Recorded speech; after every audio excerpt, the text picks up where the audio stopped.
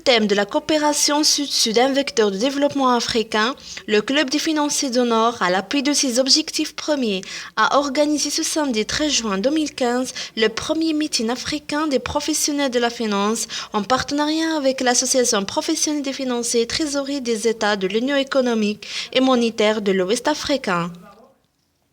Le choix de l'intitulé a situé d'emblée le programme proposé au cœur de l'actualité économique et politique du Maroc.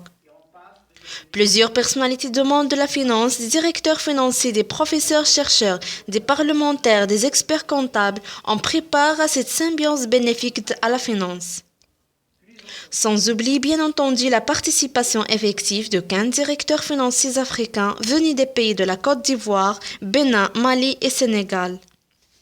Monsieur Omar Moreau, président de la Chambre de commerce et d'industrie et des services de la Wilaya de Tanger, a rappelé que cette rencontre participera à la construction d'un pont entre le Maroc et les pays africains.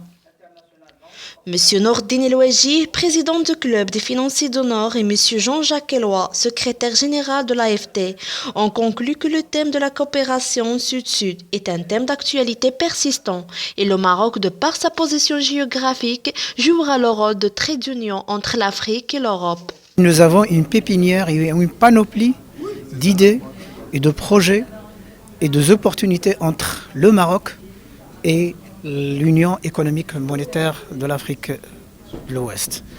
C'est vrai, c'est une opportunité pour nous aussi, étant donné que le Maroc joue un rôle très important dans la dynamique africaine, à travers sa politique, à travers son histoire séculaire, à travers sa diplomatie, à travers sa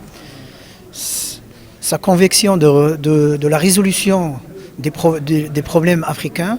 Ce sont les pays du Nord qui venaient sur le Sud et vous savez ce que ça donnait. On a pensé que la coopération Sud-Sud, c'est-à-dire entre nous, valait mieux parce que nous avons les mêmes cultures, nous avons les mêmes intérêts, nous avons les mêmes objectifs. Et il se trouve qu'en ce moment-ci, la coopération est beaucoup plus développée entre le Maroc spécialement et les États de l'UEMOA.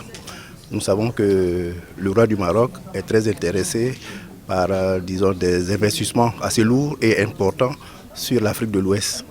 Donc, ce qui fait que nous qui sommes des opérationnels au niveau des entreprises, nous voulions, disons, nous y associer et puis construire ensemble, disons, un partenariat dynamique et puis intéressant.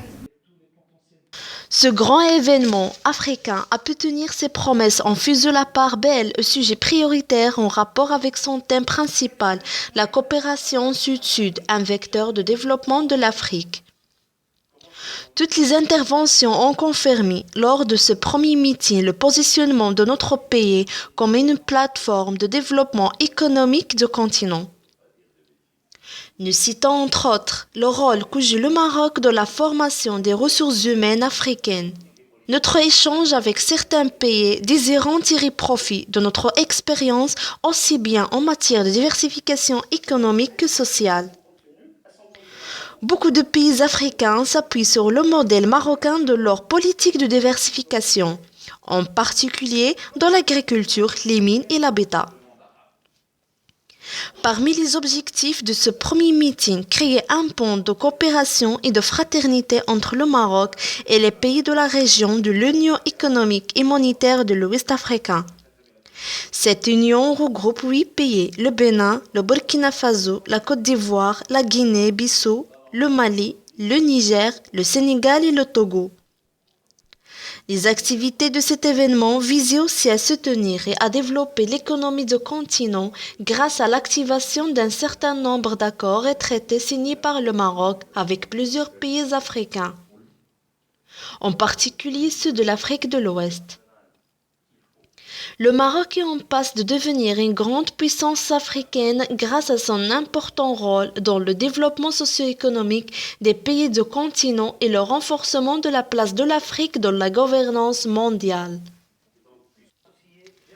Les participants se sont mis d'accord pour l'organisation du 12e meeting dans une ville de la zone de l'Union économique et monétaire de l'Ouest africain.